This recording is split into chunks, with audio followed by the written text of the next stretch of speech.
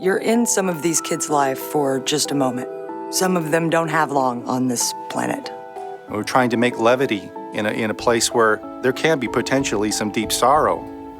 Unfortunately, when you're in the hospital, your day is presumably not your best day. What we do is we bring the outside world to them. We bring the world of the imagination. There's doctors here at my room, but they're in makeup and they have red noses and they're being goofy and they're being funny. Here was a sick child, and I got to be a part of their life for just a little tiny piece of time. Kids need to be kids, and it's a great way to do that. We're changing their body. We're clowns. We're here on this earth to make people laugh. Every day is a privilege when you're around some of these kids that you might not see the next year.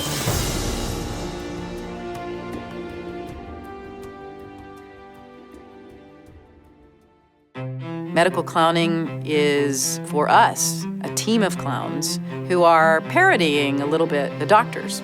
These are all people who are professional performers, entertainers, and they're able to bring their wealth of artistic knowledge along with a great respect and understanding of the healthcare facility and find a way to inspire laughter. We bring that outside world to the patients who are in their rooms, who maybe are isolated, who can't come out.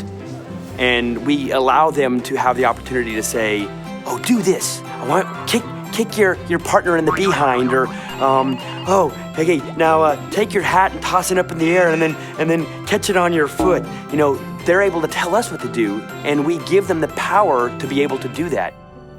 You know, about 60 years ago, there was a thing called music therapy, but it was just musicians that would go into hospitals, and it started very slow. But now, 60 years later, you'll find at least one in almost every pediatric facility in this country. We're hoping that humor therapy now becomes part of that everyday child's existence inside a hospital, which they can take with them and go, man, that wasn't so bad. If I ever had to go back, I can feel real comfortable and feel safe about going back because I actually had a good time while they were trying to work on me and make me healthy. We are at a great moment for medical clowning. You know, it started here in the States 25 years ago. From that program, people have gone to Israel, to France, to Germany. About 22 countries have professional medical clowning programs that are currently operating. There was this little girl, maybe 3 or 4. She had this funny little munchkin voice, and I taught her to say, oh, Sue, like that, you know, and she would go, Sue, Sue. Sue. And it was her thing, and she held on to it all the time. And she'd say, I want to hear that again. I go, you do? And she'd go, yeah. And she just had like this little twinkle and like a munchkin voice, and she just had these big cheeks, and you just wanted to just take her home, you know? It was just so funny because in the last moments of her life, you wouldn't have known as an outside person that this kid doesn't have very long. Nobody would have guessed it. And she was making us laugh so hard.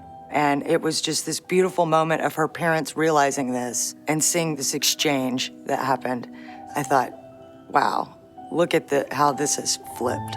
So it's a real honor to be doing this kind of work.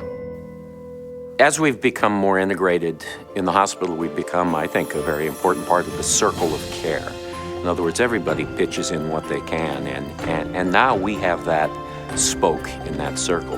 The medical community is going to start to see how vitally important having the clowns there really, truly adds to the whole environment. It's going to expand and grow and allow more programs like this to pop up and really become a main part of the hospitals. Kids need to be kids, and our hope is that every children's hospital in the nation, in the U.S., would have a program like Funnyatrics. Entertainers, professional entertainers, can find that these alternative environments are a wonderful place to take their gift. As a performer, you have to be pretty much an egotist at some point in your life, or you need more love for yourself, and this work switches that around. And in the big picture, what could be more rewarding than learning the power of giving?